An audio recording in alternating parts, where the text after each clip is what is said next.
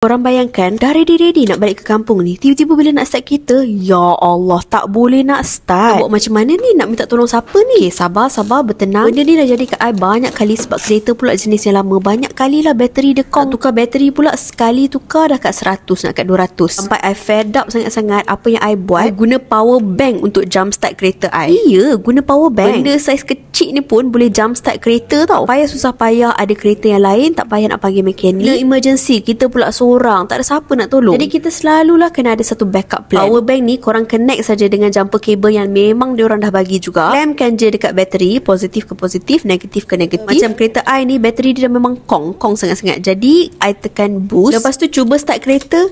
Alhamdulillah, senang gila. Tak sampai berapa saat pun kereta dah boleh start balik. Tak ada nak panggil siapa-siapa, tak ada menyusahkan orang lain. Dah boleh balik kampung dengan lega. Tapi yang penting standby power bank ni dekat dalam kereta, in case kalau jadi apa-apa. Tak rugi pun sebab power bank ni kita boleh juga guna untuk charge kita punya phone, laptop. Bonus dia siap boleh jumper start kereta. Itu yang best ni. Memang penyelamat lah bila dalam saat-saat genting bila kereta tak boleh start ni. Memang korang kena ada satu dekat dalam kereta. Yang ni I akan letak dekat beg kuning.